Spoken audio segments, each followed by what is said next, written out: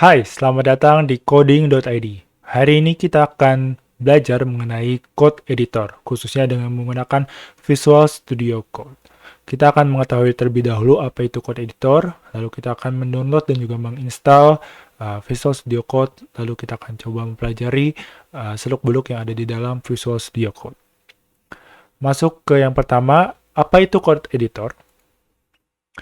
Code editor merupakan sebenarnya adalah text editor atau suatu software untuk pengedit teks gitu ya, yang didesain spesial untuk melakukan coding gitu. Jadi text editor yang ditambah beberapa fitur untuk mempermudah kita melakukan coding. Bisa menjadi berupa standalone application atau juga bisa berupa integrated development environment atau IDE. Nah, apa itu IDE?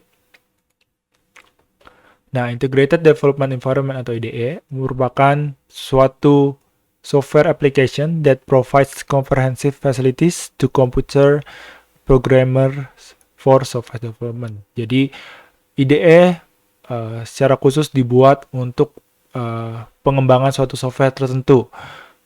Misalnya ada framework .NET, mereka membuat suatu IDE namanya Visual Studio untuk membantu kita dalam menggunakan framework tersebut ya, atau .NET.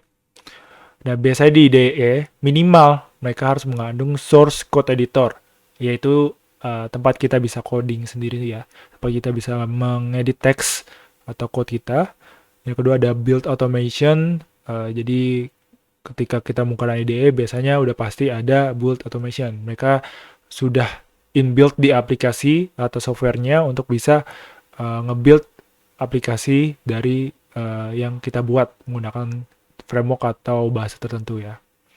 Dan yang ketiga ada debugger untuk kita bisa ngecek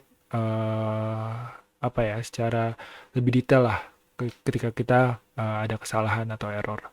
Tuh. Jadi ide ini paket lebih lengkapnya dibanding dengan mungkin kita bisa sebut text editor atau code editor biasa. Saya mungkin bisa bagi menjadi dua ya. Di sini ada text editor dan juga ada IDE. Nanti ini sebenarnya dua-duanya code editor. Cuman supaya kita bisa bedain aja.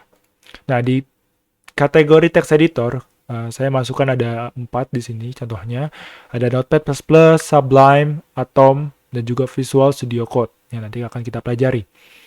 Nah, di text editor ini memang mereka lebih general ya teman-teman. Mereka emang fungsinya untuk mengedit teks. Cuman biasanya di text editor ini tadi ditambahkan fungsi-fungsi khusus untuk bisa mempermudah kita coding. Nah, biasanya di sini ada plugins atau extension, itu tergantung dari text editornya. Mereka biasanya ada tambahan-tambahan tertentu yang membantu kita mendevelop teknologi tertentu juga ataupun bahasa tertentu. Gitu. Nah, sedangkan contoh dari Integrated Development Environment atau IDE ada NetBeans. Nah, NetBeans ini Java, ya. Kalau tadi Visual Studio Code untuk framework biasanya .NET itu harus menggunakan Visual Studio. Maaf, tadi saya sebutnya Visual Studio apa Visual Studio Code ya. Jadi beda ya, ini ada Visual Studio dan Visual Studio Code. Jadi kalau Visual Studio Code itu text editor teman-teman. Sedangkan kalau Visual Studio aja itu adalah IDE, which is dia khusus untuk develop aplikasi yang menggunakan teknologi biasanya dari Microsoft ya, Visual Studio itu. Tuh, contohnya tadi .NET. Dan ketiga ini IDE ada contohnya adalah Xcode. Xcode ini buat kita develop produk-produknya Apple. Nah, contohnya misalnya kalau kita mau bikin HTML, bikin web gitu ya, menggunakan HTML, CSS, dan JavaScript. Kita nggak perlu pakai IDE ya teman-teman. Kita hanya perlu text editor aja. Sudah cukup untuk kita bisa bikin web menggunakan HTML, CSS, dan JavaScript.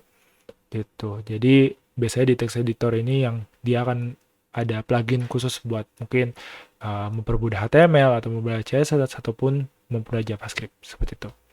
Nah, kita akan lanjut aja untuk membahas atau melihat bagaimana kita menginstal Visual Studio Code di PC kita masing-masing. Untuk menginstal dan juga mendownload Visual Studio Code tidak sulit. Dia relatif juga enteng, jadi teman-teman bisa langsung search saja Visual Studio Code, dia akan keluar biasanya paling atas nih, ada code.visualstudio.com. Jadi teman-teman bisa langsung klik aja di sini, bagian depannya aja, tadi ada pilih tulisan download. Nah, dia biasanya akan otomatis di sini ada download for Windows. Nah, kalau teman-teman menggunakan Mac, dia biasanya otomatis juga ngebaca download for Mac gitu ya.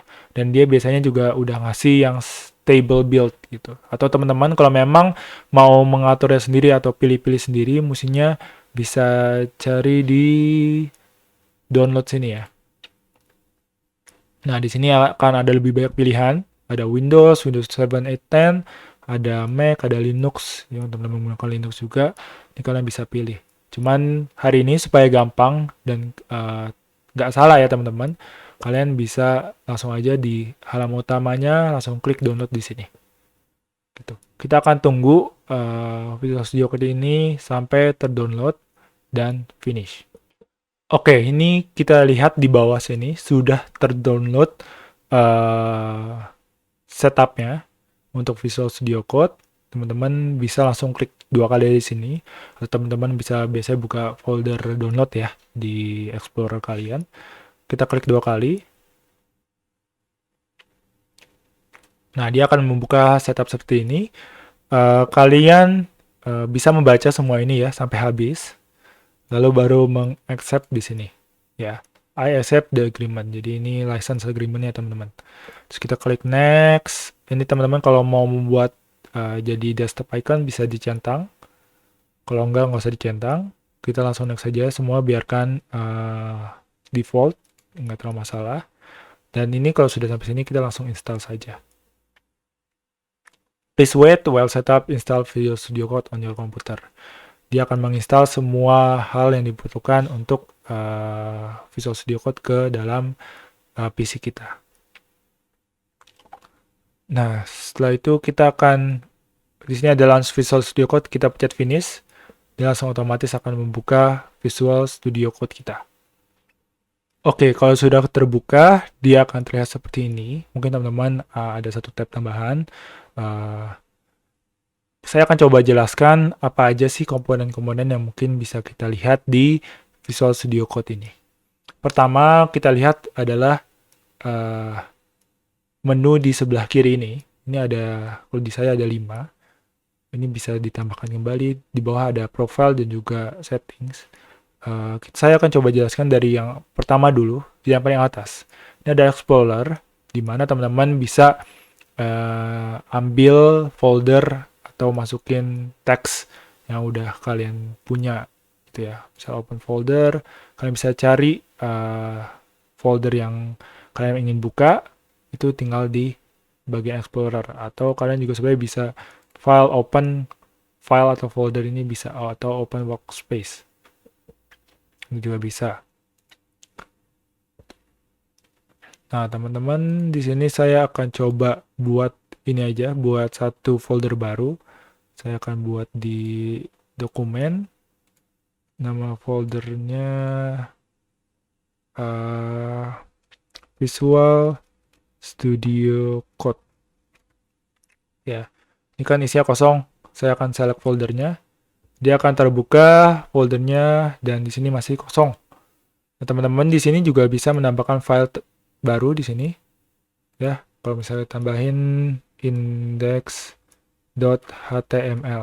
Kita misalnya mau buat HTML. Nah, dia biasanya kalau di code editor dia bisa mendeteksi extension. Di sini .html dia otomatis ada lambang ya. Misalnya kalau kita CSS ya, index.css. Atau kita ganti jadi style aja ya, style.css. Nah, dia ada hashtag dan ini langsung tipenya CSS ya di sini. Dia akan mempermudah kita. Atau JavaScript gitu ya. Ini scripts.js. Nah, dia otomatis akan ngebaca menjadi bahwa ini adalah tipe dokumen JavaScript. Jadi salah satu keuntungan yang menggunakan code editor ya, yang seperti ini adalah dia langsung bisa mendeteksi extension dari file kita. Atau misalnya teks biasa juga dia akan terbaca. Contoh .txt. Nah, kalau ini dia txt biasa ya. Bedanya apa nih? Kalau txt ya dia nggak ada apa-apanya. Nah, kalau di indeks ini dia bisa pencet tanda seru, terus klik aja, dia akan langsung buat HTML nih untuk tipe HTML. Nah, ini banyak banyak secretnya yang teman-teman bisa cari tahu lagi. Salah satunya adalah tadi tinggal klik tanda seru, dia otomatis bisa jadi part HTML yang default lah, standar. Nah, teman-teman kalau diperhatiin di sini ada titik di atas. Nah, titik di atas ini adalah menandakan bahwa file ini belum di-save, teman-teman. Kalau misalnya sudah di-save, dia akan menjadi silang. Seperti itu. Nah, kalau kita ada edit sedikit aja, dia akan berubah jadi bulat lagi. Kalau dia nggak diubah, dia akan seperti tadi, tanda silang. Gitu. Jadi itu buat menandakan dia sudah di-save atau belum. Jadi kalau teman-teman kok tidak berubah ya ini coding hasilnya ternyata belum di save, itu bisa dilihat dari tadi tanda bulatan di atas. Dan juga CSS dia ada pewarnaannya ya kalau nggak salah ya, class name. Nah dia udah dikasih bantuan gitu di sini dan sebagainya.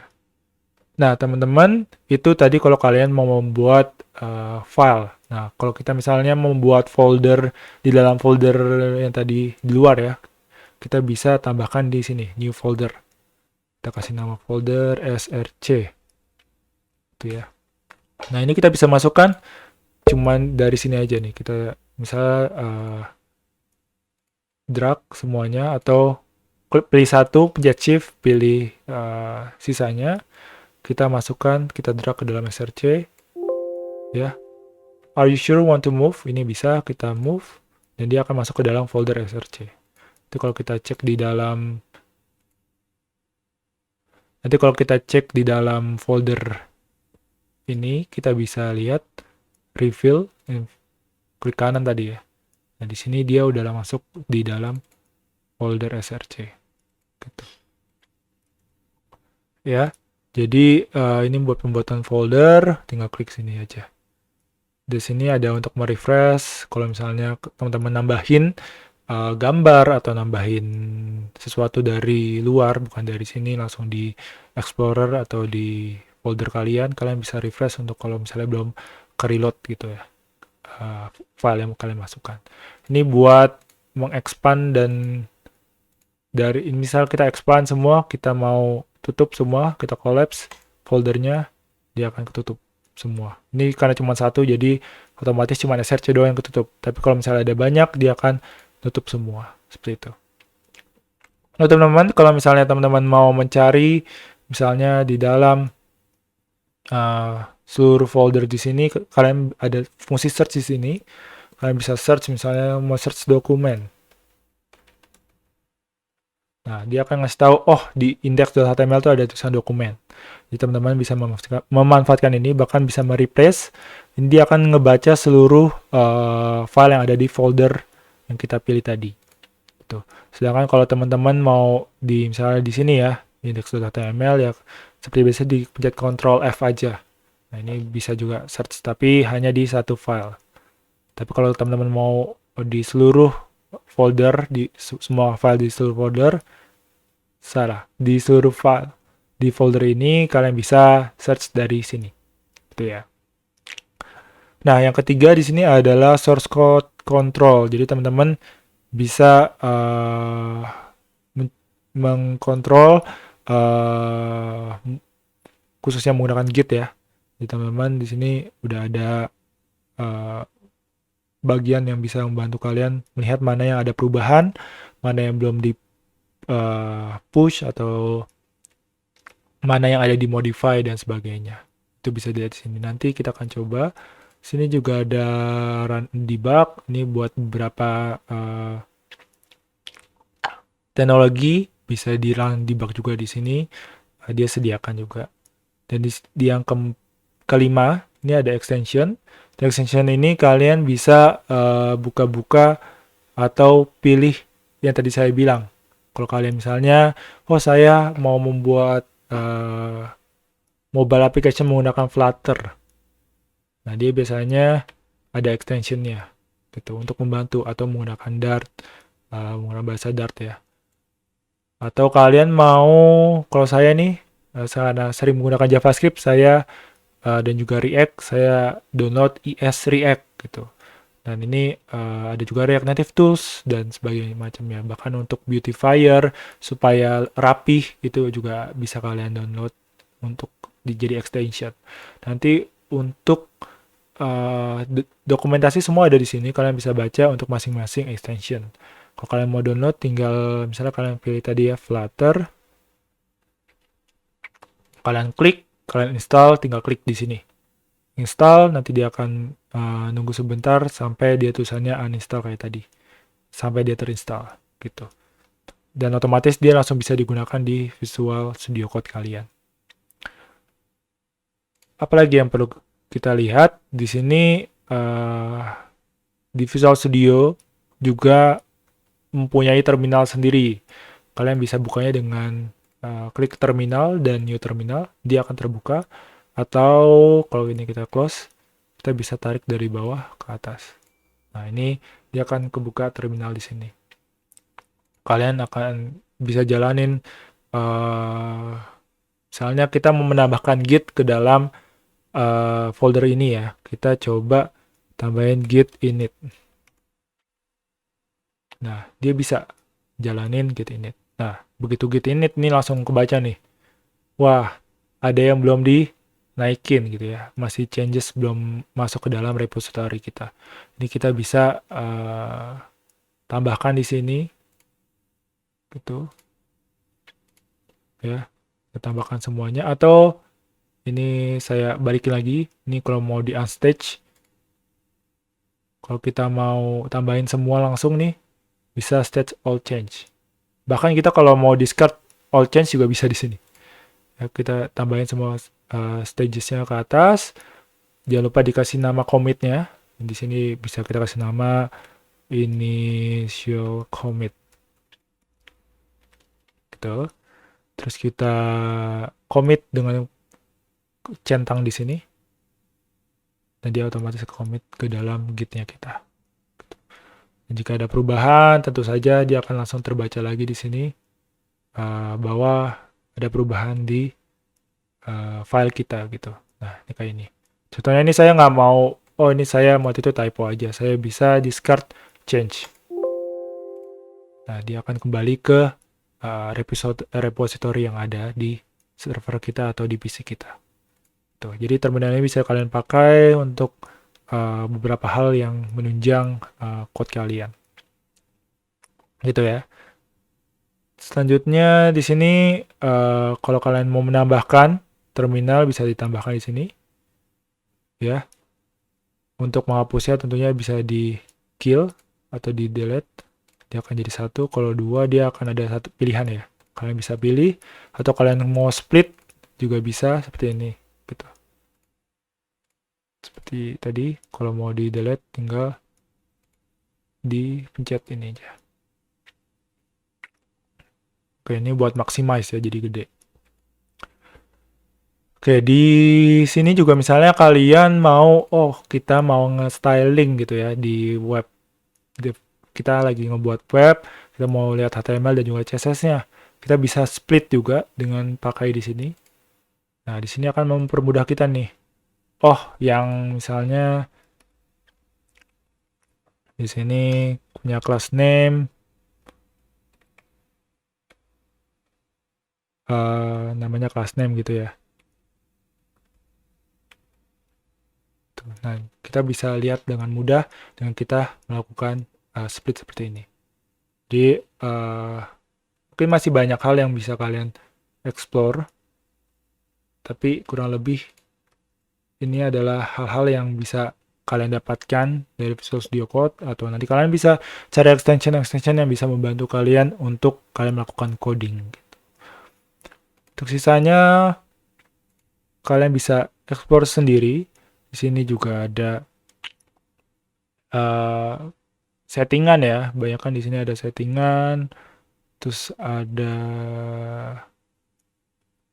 macam-macam. Jadi di sini kalau kalian mau ubah jadi dark mode, gitu, ini juga bisa di preference setting. Di sini ada text editor, kalian ada banyak pilihan yang kalian bisa baca dan kalian bisa pilih. Gitu. Window, appearance, sebagainya. Ini ada dark color theme dan sebagainya. Kalian bisa coba-coba sendiri. Ya, semoga text editor ini bisa membantu kalian untuk bisa coding lebih baik lagi, lebih rapi lagi, lebih cepat, dan pasti mempermudah kalian juga dalam melakukan coding. Teman-teman bisa explore lebih baik lagi, dan juga cari tahu lebih banyak lagi mengenai Visual Studio Code, dan juga teknologi yang kalian pakai tentunya. Kita akan ketemu lagi di next video. Sampai ketemu.